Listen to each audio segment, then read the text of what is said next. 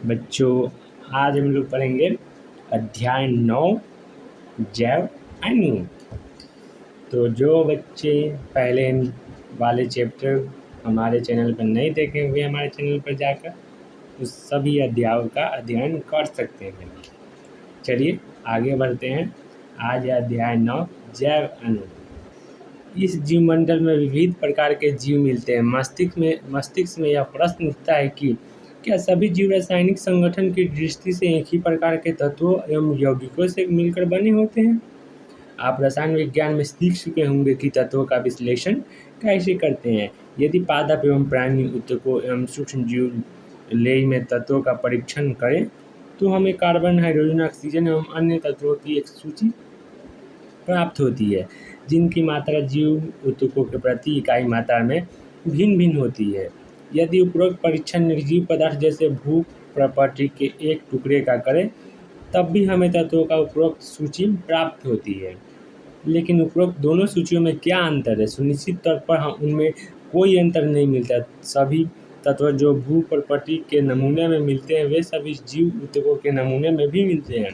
फिर भी सूक्ष्म परीक्षण से पता चलता है कि कार्बन एवं हाइड्रोजन की मात्रा अन्य तत्वों की अपेक्षा किसी भी जीव में भू प्रॉपर्टी से सामान्यता ज़्यादा होती है।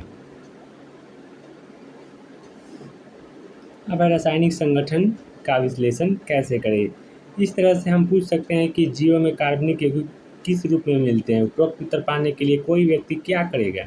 इसका उत्तर पाने के लिए हमें रासायनिक विश्लेषण करना होगा। हम किसी भी जीव ऊतक जैसे सब्जी या यकृत का टुकड़ा आदि को लेकर खरल एवं मूसल की सहायता से ट्राइक्लोरोएसिटिक अम्ल के साथ पीसते हैं, जिसके बाद एक गाढ़ा कर्दम या स्लरी प्राप्त होता है। पुनः इसे महीन कपड़े में रखकर कसकर निचोड़ने या छानने के बाद हमें दो अंश प्राप्त होते हैं। एक अंश जो अम्ल में घुल जाता है उसे निस्यंद कहते हैं और दूसरा अंश अम्ल में अविलेय है जिसे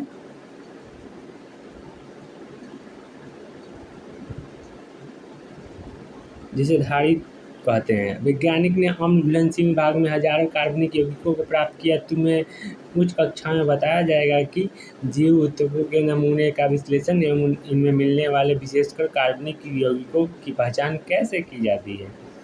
किसी निचोड़ में मिलने वाले विशेष यौगिक को उसमें मिलने वाले अन्य यौगिकों से अलग करने के लिए विभिन्न पृथक्करण विधि अपनाते हैं जब तक कि वो अलग नहीं हो जाता। दूसरे शब्दों में एक वियुक्त एक शुद्ध यौगिक होता है। विश्लेषणात्मक तकनीक का प्रयोग कर किसी भी यौगिक के आणविक सूत्र एवं संभावित संरचना के बारे में जानकारी प्राप्त कर सकते हैं। जीव ऊतकों में मिलने वाले सभी कार्बनिक यौगिकों को जैव अणु कहते हैं, लेकिन जीवों में भी अकार्बनिक तत्व एवं यौगिक मिलते हैं। हम यह कैसे जान पाते हैं कि एक थोड़ा भिन्न किंतु भंजक प्रयोग करना पड़ेगा। जीव ऊतकों पर्ण एवं यकृत की थोड़ी मात्रा को तोड़कर यह नम भार कहलाता है सूक्ष्म कर ले, जिससे संपूर्ण जल वाष्पित हो जाता है। बचे हुए पदार्थ से सूक्ष्म भार प्राप्त होता है।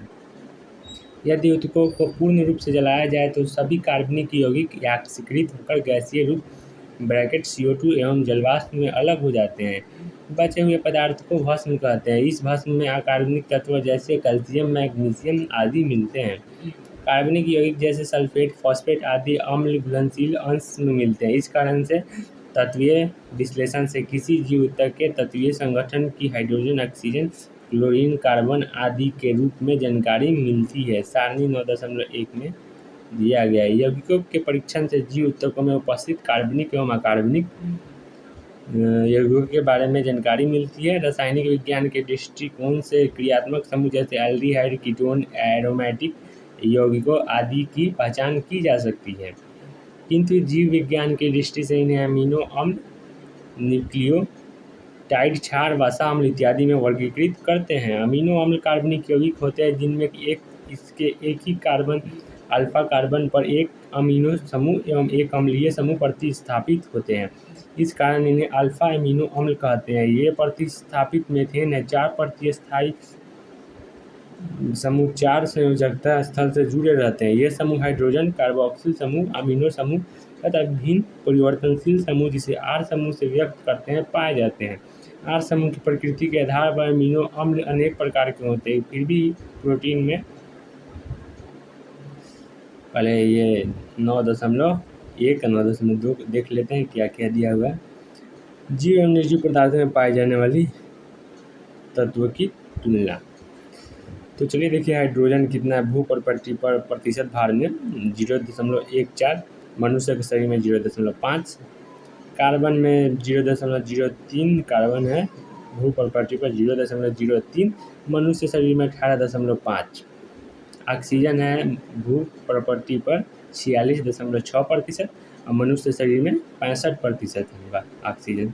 ठीक है, नाइट्रोजन अब बहुत थोड़ा है भू प्रपट्टी पर, लेकिन मनुष्य शरीर में 3.3% है।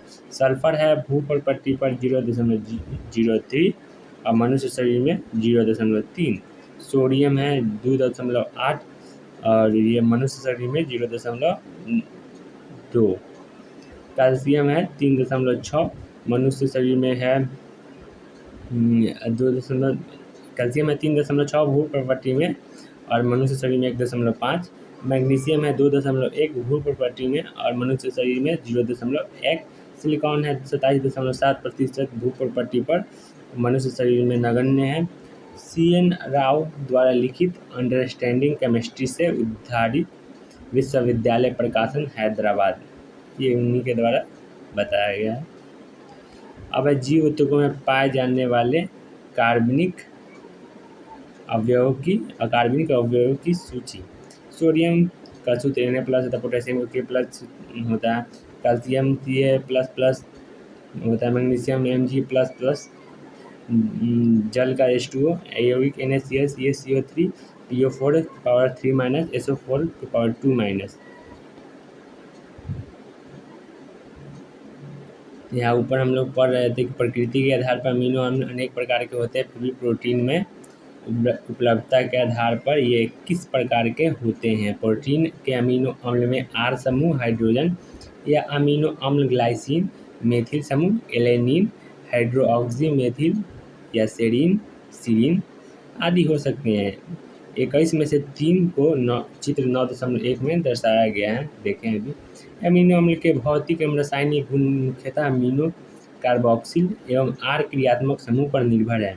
अमीनो एवं कार्बोक्सिल समूह की संख्या के आधार पर अम्लीय उदाहरण ग्लूटामिक अम्ल, क्षारीय उदाहरण लाइसिन, उदासीन उदाहरण वेलिन अमीनो अम्ल होते हैं। इस तरह से एरोमेटिक अमीनो अम्ल टायरोसिन, फेनिल एलेनिन, ट्रिप्टोफान होते हैं। अमीनो अम्ल का एक विशेष गुण यह है कि अमीनो -NH2 एवं कार्बोक्सिल वह माइनस नहीं है, वही चिन्ह है, माइनस बोला गया।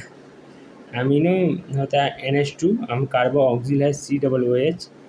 समूह आयनीकरण प्रकृति के होते हैं, अतः विभिन्न pH वाले विलयनों में अमीनो अम्ल की संरचना परिवर्तित होती रहती है। यहाँ कुछ दिया हुआ है, बी को ज्विटर आयनिक प्रारूप कहते हैं, इसको ज्विटर आयनिक प्रारूप कहते हैं। कुछ समीकरण दिया हुआ है, देख लीजिए। चलिए आगे बढ़ते हैं। साधारणतया लिपिड पानी में अघुलनशील होते हैं, यह साधारणतः वसा अम्ल हो सकते हैं। वसा अम्ल में एक कार्बोक्सिल समूह होता है जो R समूह से जुड़ा होता है। R समूह मेथिल CH3 अथवा एथिल C2H5 या उच्च संख्या वाले CH2 समूह, 1 कार्बन से 19 कार्बन तक। उदाहरण है पालमेरिक अम्ल में कार्बोक्सिल कार्बन के सहित 16 कार्बन मिलते हैं।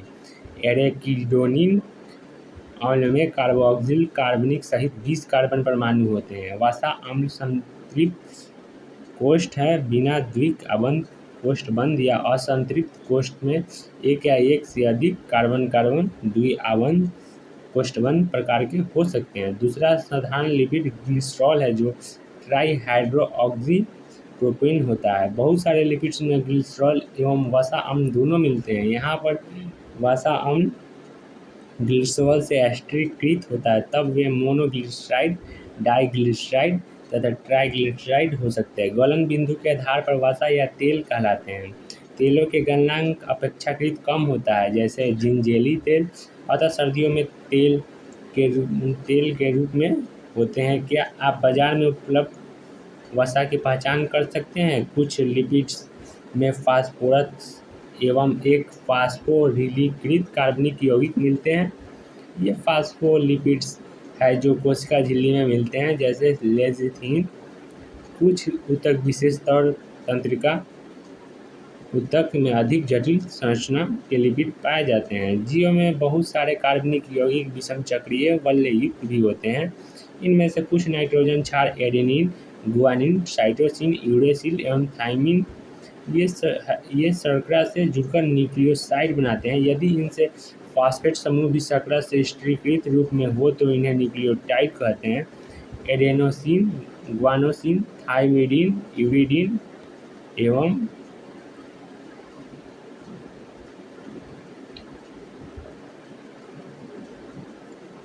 एवं है साइटिडीन न्यूक्लियोसाइड हैं।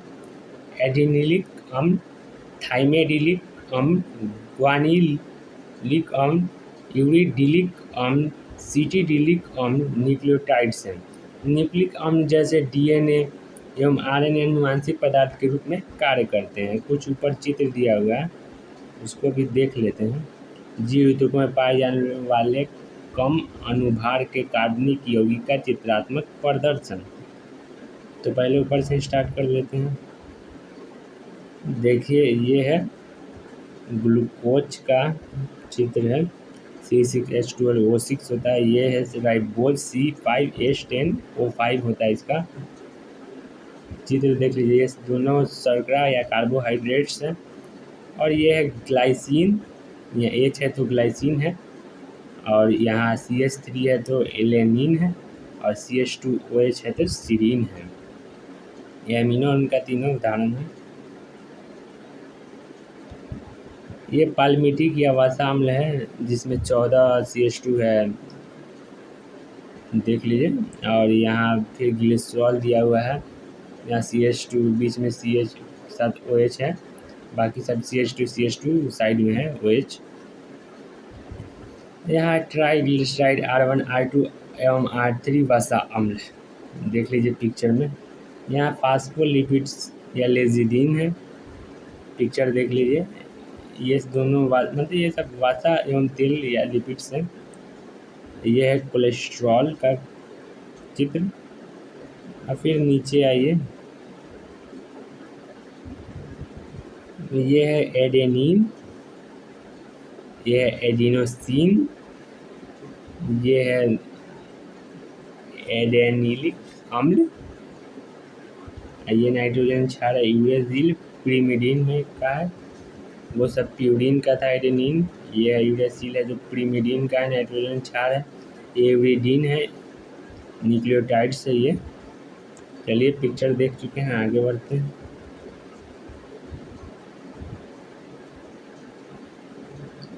प्राथमिक एवं द्वितीयक उपापचयज रसायन विज्ञान की एक महत्वपूर्ण शाखा में जीवों के हजारों छोटे बड़े यौगिक विलगन या पृथक्करण किया जाता है। उनकी संरचना निर्धारित की जाती है और संभव हो तो उन्हें संश्लेषित किया जाता है। यदि कोई जैव अणु की एक तालिका बनाए तो उनमें हजारों कार्बनिक यौगिक जैसे अमीनो अम्ल, शर्करा इत्यादि पाए जाएंगे। कुछ कारणों से जिन्हें 9.10 में दिया गया है को हम उपापचयज कहते हैं। उपरोक्त सभी श्रेणी के इन यौगिकों की उपस्थिति को जिन्हें 9.1 में दर्शाया गया है कोई व्यक्ति प्राणी ऊतकों में ज्ञात कर सकता है। इन्हें प्राथमिक उपापचयज कहते हैं। जब कोई पादप, कवक एवं सूक्ष्मजीवी कोशिकाओं का विश्लेषण करे तो उसे इन प्राथमिक उपापचयजों के अतिरिक्त हजारों यौगिक जैसे एल्केलाइड्स, फ्लेवोनोइड्स, रबर, वाष्पशील तेल, प्रतिजैविक रंगीन वर्णक, इत्र, गोंद, मसाले मिलते हैं जिन्हें द्वितीयक उपापचयज कहते हैं। प्राथमिक उपापचयज ज्ञात कार्य करते हैं एवं सामान्य कार्य की प्रक्रिया में इनकी भूमिका भी ज्ञात है, किंतु हम इस समय सभी द्वितीयक उपापचयजों की जिन प्राणियों में ये पाए जाते हैं में उनकी भूमिका या कार्य नहीं जानते हैं, जबकि इनमें से बहुत जैसे रबर, औषधि, मसाले, इत्र एवं वर्णक मनुष्य के कल्याण में उपयोगी है। कुछ द्वितीयक उपापचयजों का पारिस्थितिक महत्व है। आप बाद में के अध्यायों वर्षों में इनके बारे में विस्तृत रूप से अध्ययन करेंगे। कुछ देख लेते हैं 9.3 में क्या दिया हुआ है। तो कुछ द्वितीयक पैप्टाइड दिया हुआ है, देख लेते हैं। वर्णक में है कैरोटीनॉइड्स, एंथोसाइनिन्स आदि। एल्कलॉइड्स में मॉर्फिन, कोरेसिन आदि दिया हुआ है। टर्पिनॉइड्स में मोनोटर्पिन्स, डाइटर्पिन्स आदि दिया हुआ है। आवश्यक तेल में नींबू घास तेल आदि। टॉक्सिन में एवरीन, रिसिन। और लैक्टिन्स में कोनकेनेवेलिन ए। ड्रग्स में विनब्लेस्टिन, करक्यूमिन आदि। बहुलक पदार्थ रबर, गोंद, सेलुलोज। चलिए अब है वृहत जैव अणु 9.3। अम्ल घुलनशील भाग में पाए जाने वाले सभी यौगिक की एक सामान्य विशेषता है कि इनका अनुभार 18 से लगभग 800 डाल्टन के आसपास होता है। अम्ल अम्लीय अंश में केवल 4 प्रकार के कार्बनिक यौगिक जैसे प्रोटीन, न्यूक्लिक अम्ल, पॉलीसैकेराइड एवं लिपिड्स मिलते हैं। लिपिड्स के अतिरिक्त इस श्रेणी के यौगिकों का अनुभार 10,000 डाल्टन या उससे ऊपर होता है। इस कारण से जैव अणु अर्थात जीवों में मिलने वाले रासायनिक यौगिक 2 प्रकार के होते हैं। एक वे हैं जिनके अनुभार 1000 डाल्टन से कम होता है, उन्हें सामान्यतः सूक्ष्म अणु या जैव अणु कहते हैं, जबकि जो अम्ल अम्लीय अंश में पाए जाते हैं उन्हें वृहत अणु या वृहत जैव अणु कहते हैं।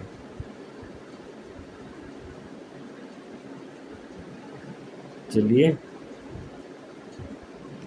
आगे बढ़ते हैं।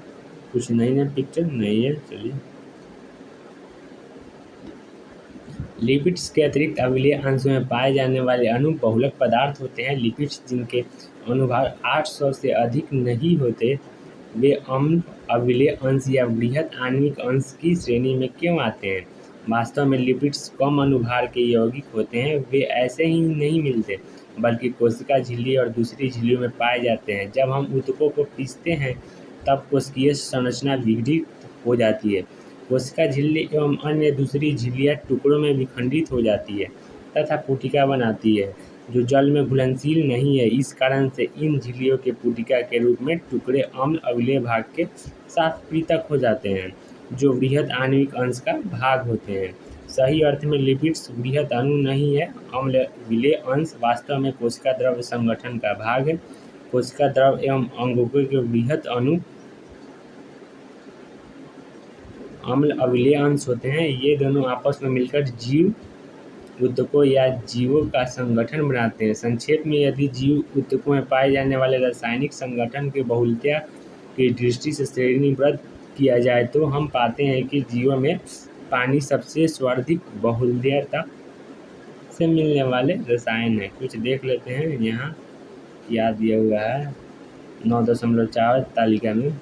कोशिकाओं का औसत संगठन दिया हुआ है। अवयव है जल, कुल कोशिकीय भार का प्रतिशत है 70 से 90%, प्रोटीन का है 10 से 15%, कार्बोहाइड्रेट का 3%, लिपिड का 2%, न्यूक्लिक अम्ल का 5 से 7%, आयरन का 1%। अब है प्रोटीन। प्रोटीन पॉलीपेप्टाइड होते हैं। ये अमीनो अम्ल का रेखीय श्रृंखलाएं होती है जो पेप्टाइडों बंधों से जुड़ी होती है, जैसे कि चित्र 9.2 में दर्शाया गया है।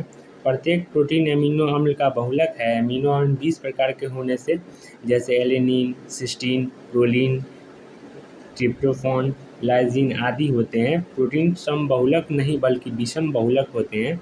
एक समबहुलक एक एकलक की कई बार आवर्ती के कारण बनता है।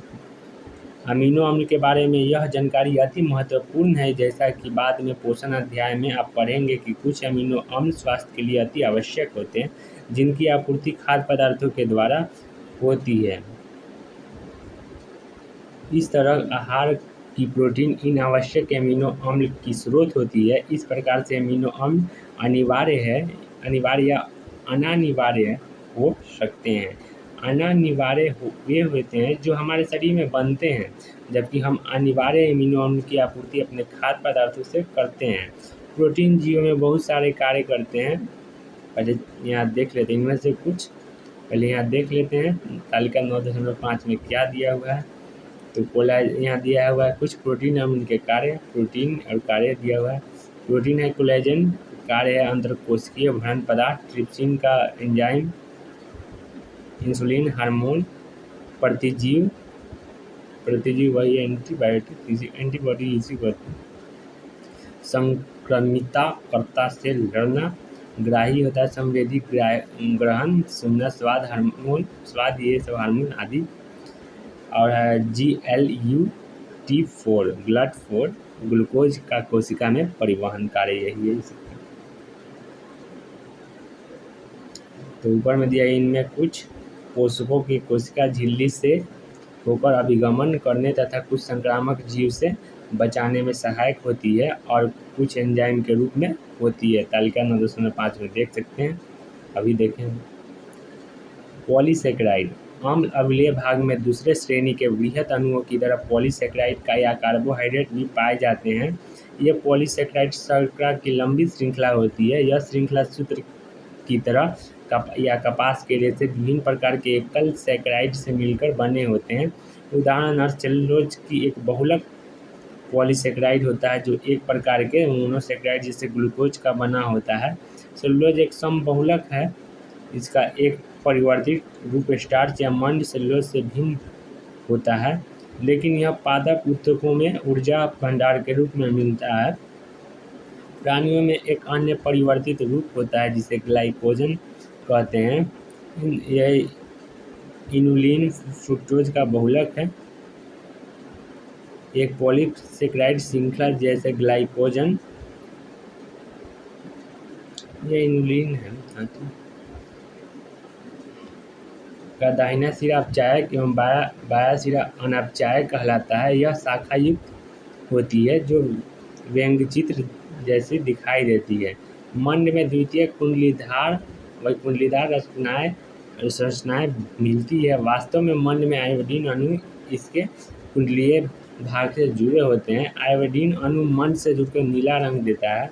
सेलुलोज के उपयुक्त जटिल कुंडलियां नहीं मिलने के कारण आयोडीन इसमें प्रवेश नहीं कर पाता। यहाँ कुछ ग्लाइकोजन के अंश का चित्रात्मक प्रदर्शन दिया हुआ है, देख लीजिए।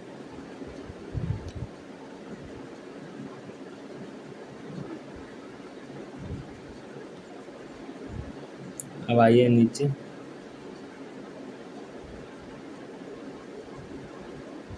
चलिए, पादप कोशिका भित्ति सेलुलोज की बनी होती है। कागज पौधे की लुगदी से बना होता है जो सेलुलोज होता है। रुई के धागे सेलुलोज के बने होते हैं। प्रकृति में बहुत सारे जटिल पॉलीसेकेराइड मिलते हैं। ये अमीनो शर्करा एवं रासायनिक रूप से परिवर्तित शर्करा जैसे ग्लूकोसामीन, N-एसिटाइल, ग्लूकोज एमीन आदि से मिलकर बने होते हैं। जैसे आर्थ्रोपोडा के बाह्य कंकाल जटिल सेकेराइड काइटिन से बने होते हैं। ये जटिल पॉलीसेकेराइड अधिकतर समबहुलक होते हैं। अब है न्यूक्लिक अम्ल। दूसरे प्रकार का एक वृहत अणु जो किसी भी जीव ऊतक के अम्ल अम्लीय अंश में मिलता है उसे न्यूक्लिक अम्ल कहते हैं। यह पॉलीन्यूक्लियोटाइड्स होते हैं। यह पॉलीसेकेराइड एवं पॉलीपेप्टाइड के साथ संविष्ट होकर किसी भी जीव ऊतक या कोशिका के वास्तविक वृहत आणविक अंश बनाता है। न्यूक्लिक अम्ल न्यूक्लियोटाइड्स से मिलकर बने होते हैं। एक न्यूक्लियोटाइड्स 3 भिन्न रासायनिक घटकों से मिलकर बना होता है। पहला विषम चक्रीय यौगिक, दूसरा मोनोसेकेराइड, तीसरा फॉस्फोरिक अम्ल या फॉस्फेट होता है।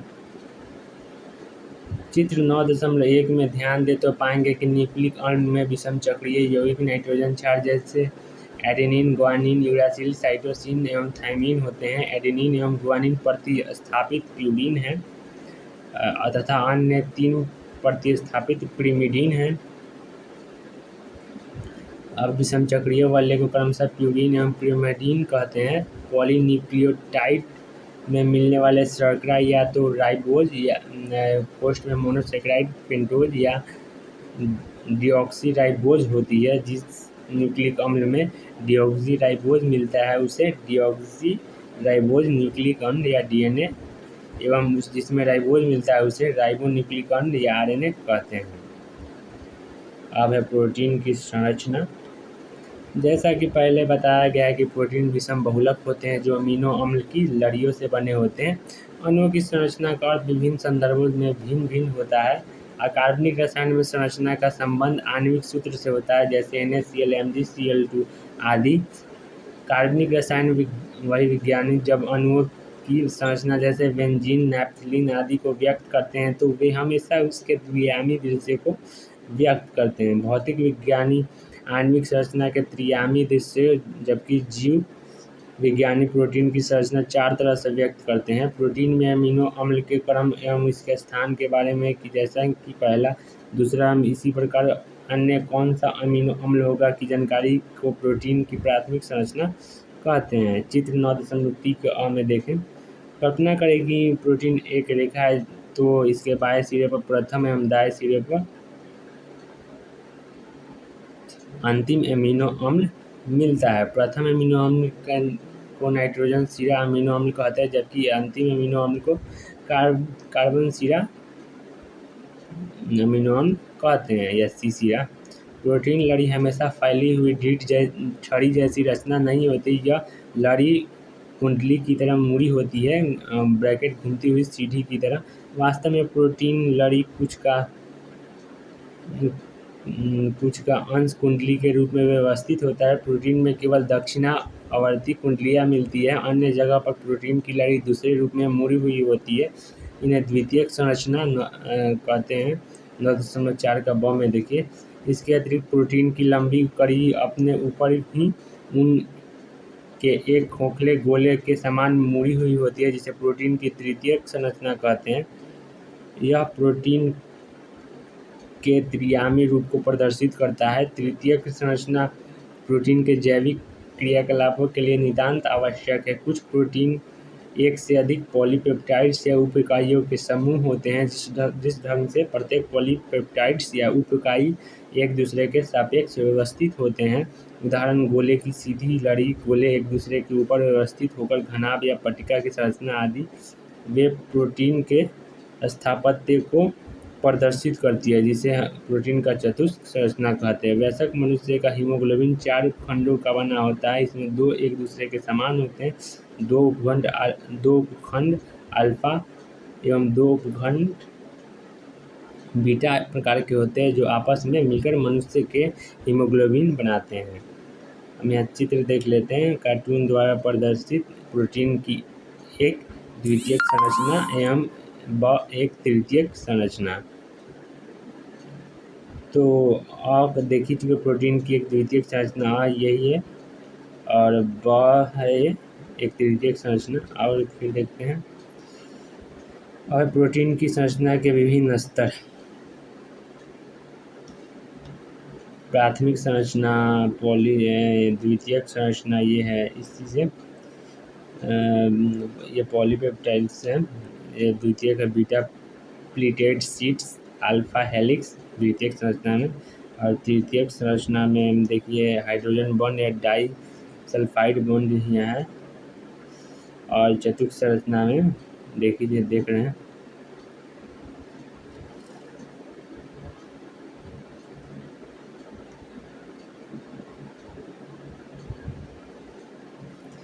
अब है एक बहुलक को जोड़ने वाले बंधों की प्रकृति।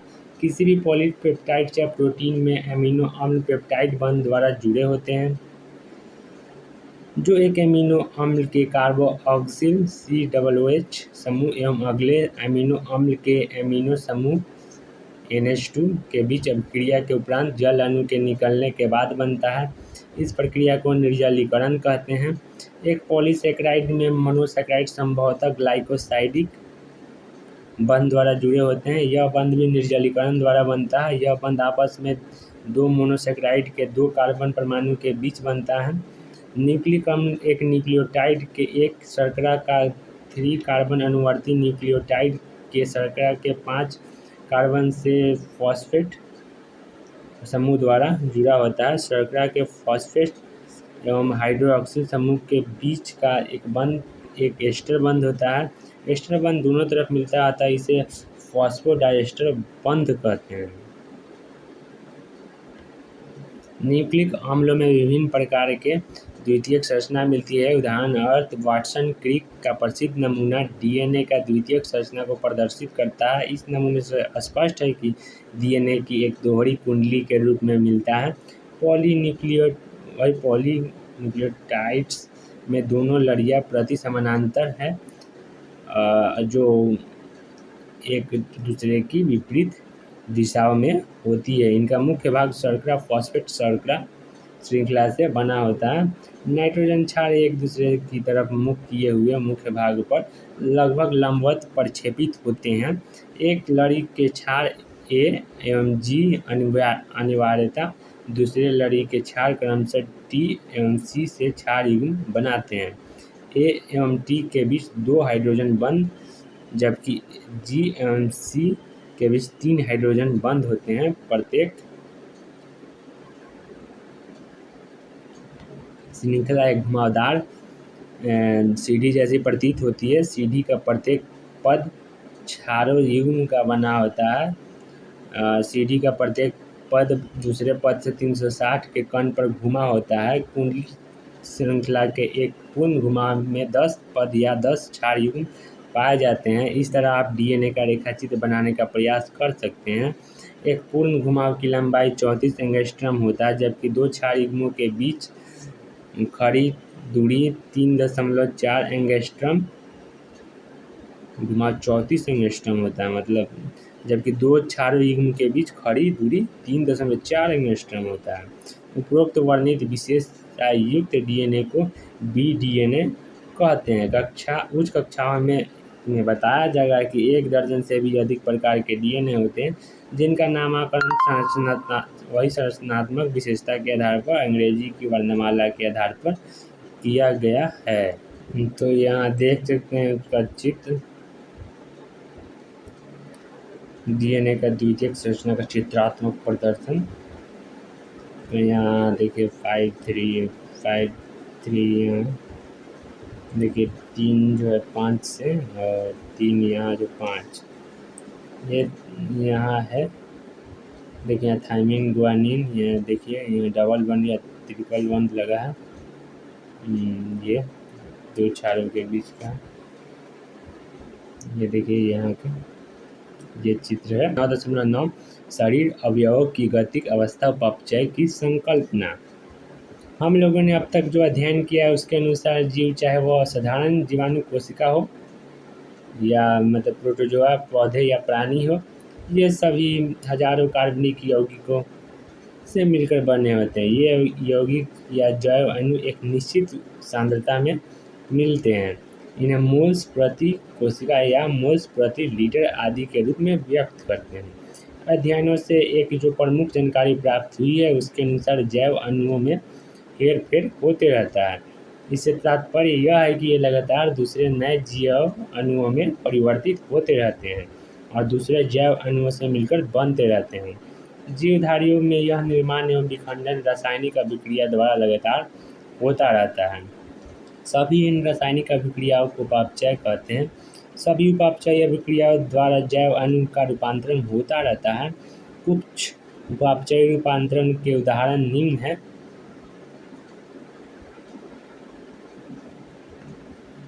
एमिनो अम्ल से कार्बन डाइऑक्साइड के निकलने के बाद एमिनो अम्ल का एमीन में बदलना, न्यूक्लियोटाइड क्षार से एमिनो अम्ल का अलग होना, डाइसैकराइड एवं में ग्लाइकोसिडिक बंध का जल अपघटन। इस प्रकार 10 से हजारों उदाहरणों की सूची बना सकते हैं। अधिकांशतः इस प्रकार की रासायनिक अभिक्रिया अकेले नहीं होती बल्कि सदैव अन्य दूसरी अभिक्रिया से जुड़ी होती है। उपापचयजों का एक दूसरे में परिवर्तन आपस में जुड़ी हुई अभिक्रियाओं की श्रृंखलाओं से होता है, जिन्हें उपापचयी पथ कहते हैं। ये उपापचयी पथ शहर की कार या मोटर यातायात व्यवस्था जैसी होती है। ये पथ या तो रेखीय या वृत्ताकार होते हैं। ये पथ एक दूसरे से आड़े तिरछे यातायात के संगम जैसे दिखाई पड़ते हैं।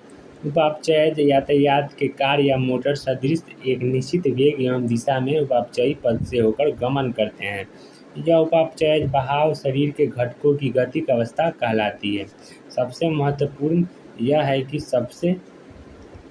आपस में जुड़ा हुआ यह उपापचयी यातायात अत्यंत निर्बाध गति से बिना दुर्घटना के स्वस्थ अवस्था में बनाए रखने के लिए होता रहता है। इन उपापचयी अभिक्रियाओं की दूसरी विशेषता यह है कि इनकी प्रत्येक रासायनिक क्रिया उत्प्रेरित अभिक्रिया है। जीव तंत्र में कोई भी उपापचयी रूपांतरण बिना उत्प्रेरक के संपन्न नहीं होता है। कार्बन डाइऑक्साइड का पानी में घुलना जो एक भौतिक प्रक्रिया है, लेकिन जीव तंत्र में यह उत्प्रेरित अभिक्रिया होती है।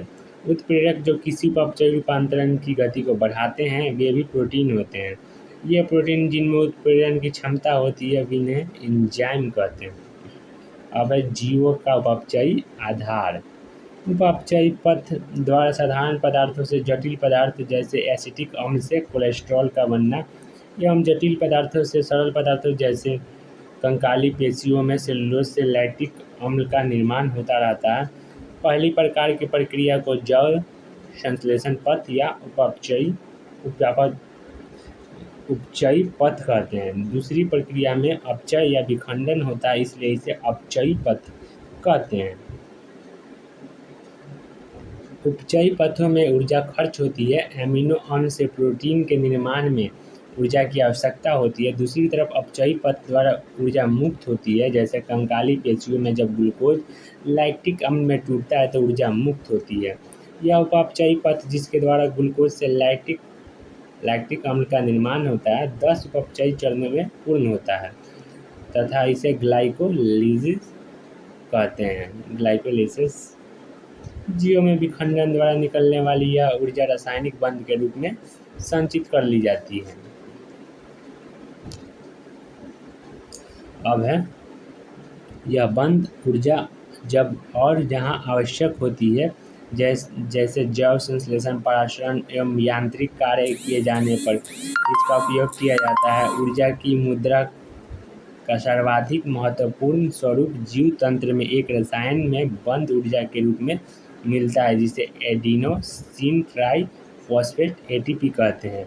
जीव अपनी ऊर्जा कैसे प्राप्त करते हैं, उनमें किस तरह की योजना विकसित हुई, वे इस ऊर्जा को कैसे एवं किस रूप में संचित करते हैं, इस ऊर्जा को वे कार्य में कैसे बदलते हैं, तुम इन सब चीज़ों के बारे में बाद में उच्च कक्षाओं में एक नई शाखा में अध्ययन करोगे, जो ऊर्जा विज्ञान बायो इनर्जेटिक्स कहते हैं उसको।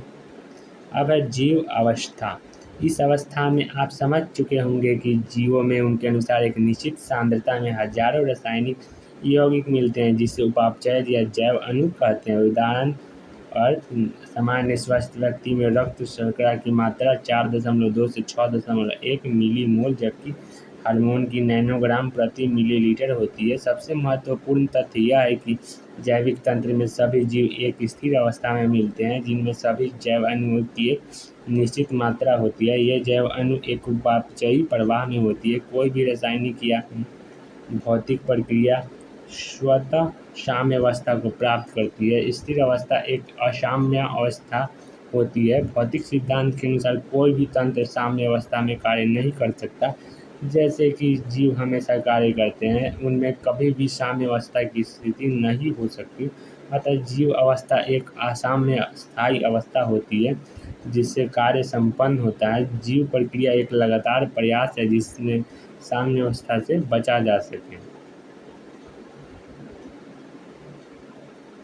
इसके लिए सदा ऊर्जा की आवश्यकता होती है। उपापचय वह प्रक्रिया है जिससे ऊर्जा प्राप्त होती है। अतः जीव अवस्था एवं उपापचय एक दूसरे के पर्यायवाची होते हैं। बिना उपापचय के जीव अवस्था प्राप्त नहीं हो सकती। अब एंजाइम्स। लगभग सभी एंजाइम प्रोटीन होते हैं। कुछ न्यूक्लिक अम्ल एंजाइम की तरह व्यवहार करते हैं, इन्हें राइबोजाइम्स कहते हैं। किसी भी एंजाइम को रेखीय चित्र द्वारा चित्रित कर सकते हैं। एक एंजाइम में भी प्रोटीन की तरह प्राथमिक संरचना मिलती है, जो अमीनो अम्ल की श्रृंखला से बना होता है। प्रोटीन की तरह एंजाइम भी द्वितीयक एवं तृतीयक संरचना मिलती है। जब आप तृतीय संरचना को देखेंगे तो ध्यान देंगे कि प्रोटीन श्रृंखला का एक प्रमुख भाग अपने ऊपर स्वयं कुंडलित होता है और श्रृंखला स्वयं आड़ी तिरछे स्थित होती है। इससे बहुत सी दरार या थैलियाँ बन जाती है। इस प्रकार की थैली को सक्रिय स्थल कहते हैं। एंजाइम का सक्रिय स्थल वे दरार या थैली है जिनमें क्रियाधार आकर व्यवस्थित होते हैं। इस प्रकार एंजाइम सक्रिय स्थल द्वारा अभिक्रियाओं को तेज गति से उत्प्रेरित करता है। एंजाइम उत्प्रेरक अकार्बनिक उत्प्रेरक से कई प्रकार से भिन्न होते हैं। लेकिन इनमें एक बहुत बड़े अंतर को जानना आवश्यक है। अकार्बनिक उत्प्रेरक उच्च तापक्रम एवं दाब पर कुशलता से काम करते हैं। एंजाइम अणु उच्च तापक्रम 40 डिग्री से ऊपर पर क्षतिग्रस्त हो जाते हैं। साधारणतया अति उच्च तापक्रम जैसे गर्म स्रोतों या गंधक के झरनों में पाए जाने वाले जीवों से प्राप्त एंजाइम अस्थायी होते हैं और उनकी उत्प्रेरक शक्ति उच्च तापक्रम 80 डिग्री से 90 डिग्री तक पर भी बनी रहती है। उपरोक्त एंजाइम जो ऊष्मा स्नेही जीवों से पृथक किए गए हैं उसमें अस्थायी होते हैं, यह उनकी विशेषता है। अब रासायनिक अभिक्रियाएं। एंजाइम्स क्या होते हैं? इससे पहले यह समझ लेना आवश्यक है कि रासायनिक अभिक्रिया क्या होती है। रासायनिक यौगिकों में दो तरह के परिवर्तन होते हैं। पहला भौतिक परिवर्तन, जिसमें बिना बंध के टूटा हुए यौगिक के आकार में परिवर्तन होता है। अन्य भौतिक प्रक्रिया में द्रव्य की अवस्था में परिवर्तन होता है, जैसे बर्फ को पिघलकर पानी में परिवर्तित होना या पानी का वाष्प में बदलना। ये भौतिक प्रक्रियाएं हैं। रूपांतरण के समय बंधों का टूटना एवं नए बंधों का निर्माण होना ही रासायनिक अभिक्रिया होती है। उदाहरण, बेरियम हाइड्रोक्साइड गंधक के अम्ल से क्रिया कर बेरियम सल्फेट एवं पानी बनाता है। देख लीजिए, यह एक अकार्बनिक रासायनिक अभिक्रिया है। ठीक इस प्रकार ब्रैकेट स्टार्च का जल अपघटन द्वारा ग्लूकोज में बदलना एक कार्बनिक रासायनिक अभिक्रिया है। भौतिक और या रासायनिक अभिक्रिया की दर का सीधा संबंध इकाई समय में बनने वाले उत्पाद से होता है। इसे इस प्रकार प्रदर्शित करते हैं, दर बराबर del P by del T. यह दिशा निर्धारित हो तो इस दर को वेग भी कहते हैं। भौतिक एवं रासायनिक प्रक्रिया की दर अन्य कारकों के साथ साथ तापक्रम द्वारा प्रभावित होती है।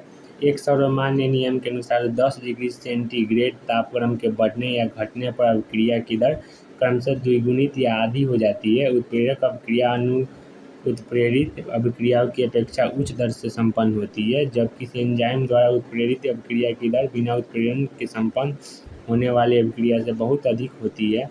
उदाहरण अर्थ CO2 carbon dioxide O2 carbonic anhydrase carbonic अम्ल बनाता है, फिर उल्टा भी बन सकता है।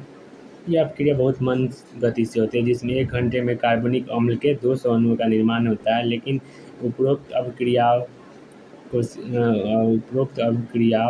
कोशिका द्रव में उपस्थित एंजाइम कार्बोनिक एनहाइड्रेज की उपस्थिति में तीव्र गति से संपन्न होती है, जिसके कार्बनिक अणु के 60,000 में 6 लाख अणु प्रति सेकंड बनते हैं। एंजाइम ने इस प्रकार इस क्रिया की दर को 10 लाख गुना बढ़ा दिया।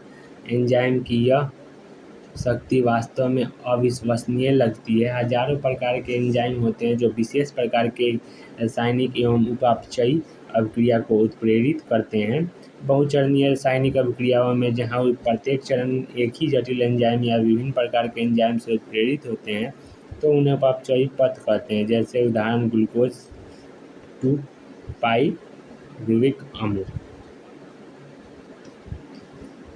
C3H4O3 होता है +2H2O पाइरुविक अम्ल में।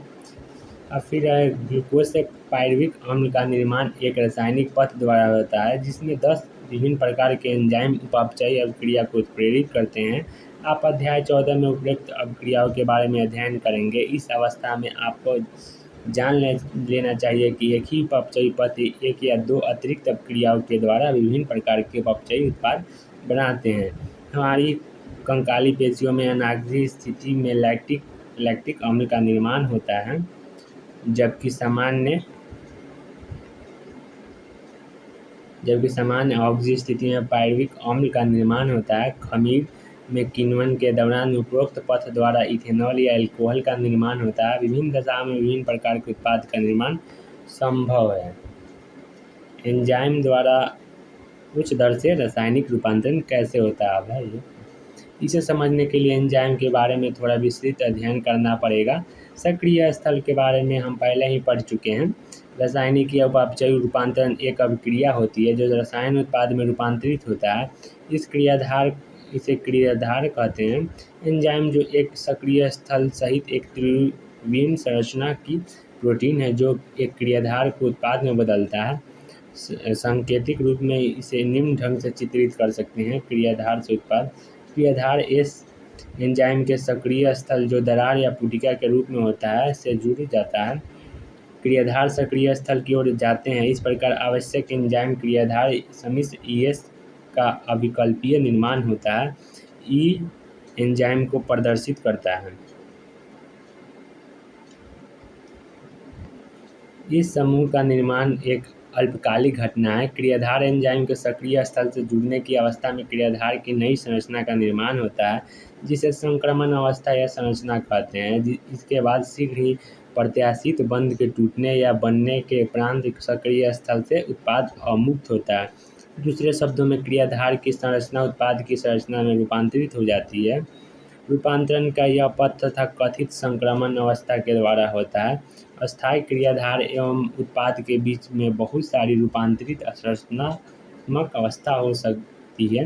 इस कथन का अर्थ है कि बनने वाले सभी मध्यवर्ती संरचनात्मक अवस्था अस्थायी होती है। अस्थायित्व को संबंध अणु की ऊर्जा अवस्था या संरचना से जुड़ा होता है। यदि इसे चित्रात्मक लेखाचित्र के रूप में प्रदर्शित किया जाए तो चित्र 9.6 के अनुरूप होगा। देखते हैं ये चित्र 9.6 संक्रमण ऊर्जा की संकल्पना। क्रियाधार किधर है? इधर विभव ऊर्जा है उधर। तो क्रियाधार देखिए संक्रमण अवस्था पहले है तो एंजाइम युक्त सक्रियण ऊर्जा ये वाला, ये उत्पाद बन रहा है। फिर ये संक्रमण अवस्था एंजाइम रहित है। ये देखिए कितना ऊपर गया है, फिर नीचे। तो इसके बारे में थोड़ा पढ़ लेते हैं।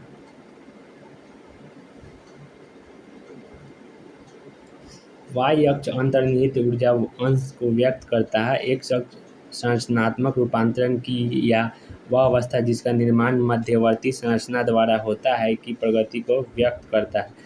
दो चीज़ें ध्यान देने योग्य है। क्रियाधार एस एवं उत्पाद पी के बीच ऊर्जा स्तर में अंतर है। यदि उत्पाद क्रियाधार से नीचे स्तर का है तो अभिक्रिया बाह्य ऊष्मीय होती है। इस अवस्था में उत्पाद निर्माण हेतु ऊर्जा आपूर्ति या गर्म करने से की आवश्यकता नहीं होती। फिर भी चाहे यह बाह्य ऊष्मीय या स्वतः परिवर्तित अभिक्रिया या अंतः ऊष्मीय या ऊर्जा आवश्यक अभिक्रिया हो, क्रियाधार को उच्च ऊर्जा अवस्था या संक्रमण अवस्था से गुजरना होता है। क्रियाधार एवं संक्रमण अवस्था के बीच औसत ऊर्जा के अंतर को संक्रियण ऊर्जा या एक्टिवेशन एनर्जी कहते हैं। एंजाइम ऊर्जा अवरोध को घटाकर क्रियाधार से उत्पाद के आसान रूपांतरण में सहयोग करता है। यह संक्रिमण नहीं है, संक्रियण ऊर्जा की संकल्पना है, एक्टिवेशन एनर्जी। अब एंजाइम की प्रकृति। तो चलिए, प्रत्येक एंजाइम ई के अणु में क्रियाधार बंधन स्थल मिलता है जो क्रियाधार से बंध कर सक्रिय एंजाइम क्रियाधार सम्मिश्र ईएस का निर्माण करता है। यह सम्मिश्र अल्प अवधि का होता है जो उत्पाद पी एवं अपरिवर्तित एंजाइम में विघटित हो जाता है। इसके पूर्व मध्य अवस्था के रूप में एंजाइम उत्पाद ईपी जटिल का निर्माण होता है। एंजाइम क्रियाधार जटिल का निर्माण उत्प्रेरण के लिए आवश्यक होता है। यहाँ देख लेते हैं एंजाइम प्लस क्रियाधार, एंजाइम क्रियाधार जटिल, फिर दोनों दिशा में हो सकता है ये। फिर उसके बाद एंजाइम उत्पाद जटिल बनेगा, फिर एंजाइम प्लस उत्पाद। एंजाइम क्रिया के उत्प्रेरक चक्र को निम्न चरणों में व्यक्त किया जा सकता है।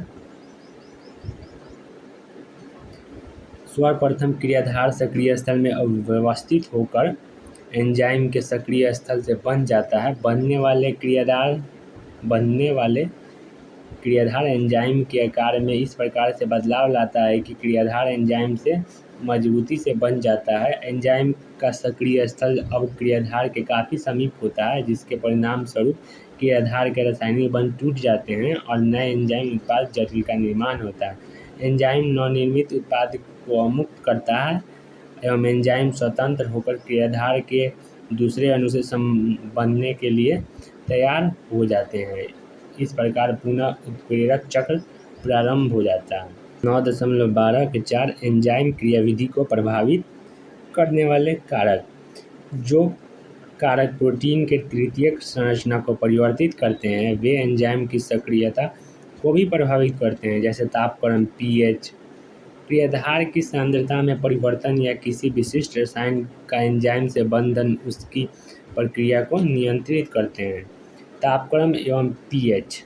एंजाइम सामान्यतः तापक्रम एवं पीएच के लघु परिसर में कार्य करते हैं। 9.7 में देख सकते हैं। प्रत्येक एंजाइम की अधिकतम क्रियाशीलता एक विशेष तापक्रम एवं पीएच पर होती है, जिसे क्रमशः इष्टतम तापक्रम एवं पीएच कहते हैं। इस इष्टतम मान के ऊपर या नीचे होने से क्रियाशीलता घट जाती है। निम्न तापक्रम एंजाइम को अस्थायी रूप से निष्क्रिय अवस्था में सुरक्षित रखता है, जबकि उच्च तापक्रम एंजाइम की क्रियाशीलता को समाप्त कर देता है, क्योंकि उच्च तापक्रम एंजाइम के प्रोटीन को विकृत कर देता है। क्रियाधार की सांद्रता। क्रियाधार की सांद्रता के बढ़ने के साथ साथ पहले तो एंजाइम की क्रिया की गति ब्रैकेट में भी बढ़ती है। अभिक्रिया अंतों तो गत्वा सर्वोच्च गति ब्रैकेट में वी मैक्स प्राप्त करने के बाद क्रियाधार की सांद्रता बढ़ने पर भी अग्रसर नहीं होती है। तो यहाँ कुछ देख लेते हैं, पहले पढ़ ही लेते हैं, बाद में देख लेंगे। ऐसा इसलिए होता है कि एंजाइम के अणुओं की संख्या क्रियाधार के अणुओं से कहीं कम होती है और इन अणुओं से एंजाइम के संतृप्त होने के बाद एंजाइम का कोई भी अणु क्रियाधार के अतिरिक्त अणुओं से बंधन करने के लिए मुक्त नहीं बचता। किसी भी एंजाइम की क्रियाशीलता विशिष्ट रसायनों की उपस्थिति में संवेदनशील होती है जो एंजाइमों से बनते हैं।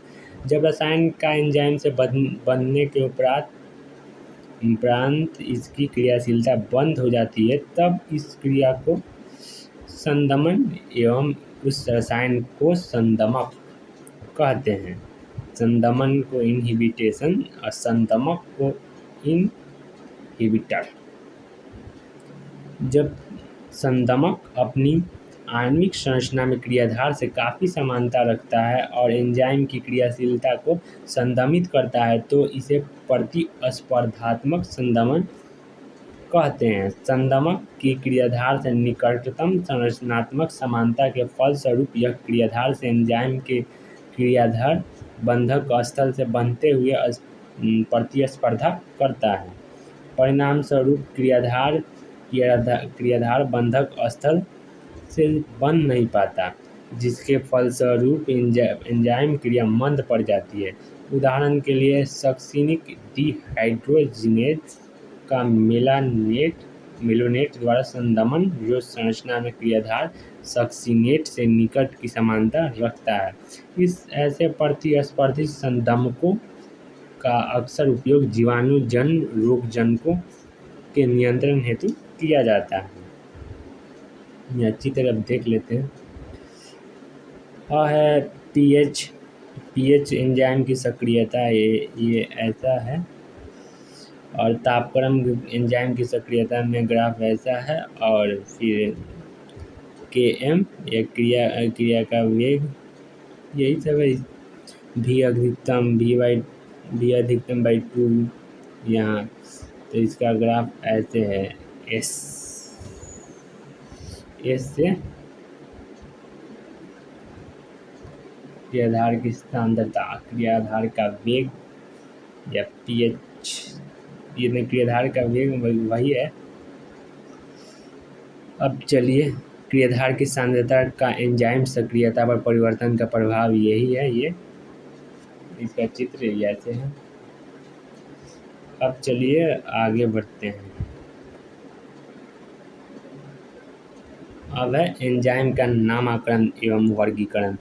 हजारों एंजाइम की खोज, विलगन एवं अध्ययन किया जा चुका है। एंजाइमों द्वारा विभिन्न अभिक्रियाओं के उत्प्रेरण के आधार पर इन्हें विभिन्न समूहों में वर्गीकृत किया गया है। एंजाइम को 6 वर्गों एवं प्रत्येक वर्ग में 4 से 13 उपवर्गों में विभाजित किया गया है, जिनका नामकरण 4 अंकीय संख्या पर आधारित है।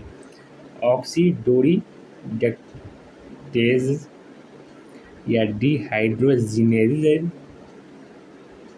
एंजाइम जो 2 क्रियाधारकों S एवं के S1 के बीच ऑक्सी अपचयन को उत्प्रेरित करते हैं, जैसे H उपचयित प्लस S1 ऑक्सीकृत इक्वल टू S ऑक्सीकृत प्लस S1 अपचयित। अब है ट्रांसफरेजेज। एंजाइम क्रियाधारकों के एक जोड़े S एवं S1 के बीच एक समूह हाइड्रोजन के अतिरिक्त के स्थानांतरण को प्रेरित करते हैं, जैसे Sg से बंध से बना हुआ है प्लस S1, फिर S equal to S plus S क्या उत्पाद में इक्वल टू नहीं उत्पाद में S प्लस S1G। हाइड्रोलेजेज।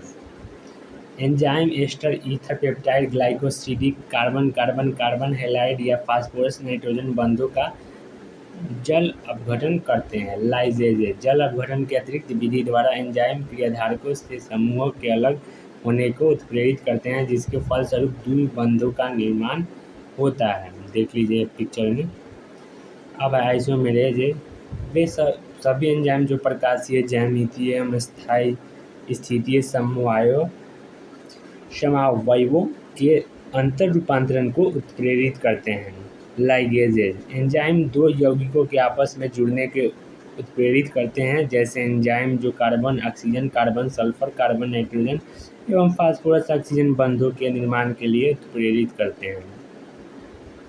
अब है सहकारक कोफैक्टर। एंजाइम एक या अनेक बहुपेप्टाइड श्रृंखलाओं से मिलकर बना होता है, फिर भी कुछ स्थितियों में इतर प्रोटीन अवयव जिसे सहकारक कहते हैं एंजाइम से बनकर उसे उत्प्रेरक सक्रिय बनाते हैं। इन उदाहरणों में एंजाइम के केवल प्रोटीन भाग को एपोएंजाइम कहते हैं। सहकारक तीन प्रकार के होते हैं: प्रोस्थेटिक समूह, सह एंजाइम एवं धातु आयन। प्रोस्थेटिक समूह कार्बनिक यौगिक होते हैं और यह अन्य सहकारकों से इस रूप में भिन्न होते हैं कि ये एपोएंजाइम से दृढ़ता से बंधे होते हैं। उदाहरण स्वरूप एंजाइम पर ऑक्सीडेज एवं कैटलेज जो हाइड्रोजन पर ऑक्साइड को ऑक्सीजन एवं पानी में विखंडित करते हैं। हीम प्रोस्थेटिक समूह होता है जो एंजाइम के सक्रिय स्थल से जुड़ा होता है। सह एंजाइम भी कार्बनिक यौगिक होते हैं और इनका संबंध एपोएंजाइम से अस्थायी होता है, जो सामान्यतः उत्प्रेरण के दौरान बनता है। सह एंजाइम विभिन्न एंजाइम उत्प्रेरित अभिक्रियाओं में सहकारक के रूप में कार्य करते हैं। अनेक सह एंजाइम का मुख्य रासायनिक अवयव विटामिन होते हैं, जैसे सह enzyme nicotinamide, adenine dinucleotide, nicotinamide, adenine dinucleotide phosphate, NADP, vitamin niacin से जुड़े होते हैं। अब है धातु आयन। कई एंजाइम की क्रियाशीलता हेतु धातु आयन की आवश्यकता होती है, जो सक्रिय स्थल पर पार्श्व श्रृंखला से समन्वयन बंध बनाते हैं एवं उसी समय एक या एक से अधिक समन्वयन बंध द्वारा क्रियाधारकों से जुड़े होते हैं, जैसे प्रोटियोलिटिक एंजाइम कार्बो ऑक्सीपेप्टिडेज से जिंक एक सहकारक के रूप में जुड़ा होता है। एंजाइम से यदि सहकारक को अलग कर दिया जाए तो उनकी उत्प्रेरक क्रियाशीलता समाप्त हो जाती है। इससे स्पष्ट है कि एंजाइम की उत्प्रेरक क्रियाशीलता हेतु एक निर्णायक भूमिका अदा करते हैं। आज के लिए इतना ही। आज ये चैप्टर ख़त्म हो गया। कुछ गलती हो गई, कुछ गलत भुला गया होगा तो इसके लिए माफ़ी। और मैं मनोबल को बढ़ाने के लिए प्लीज़ सब्सक्राइब एंड लाइक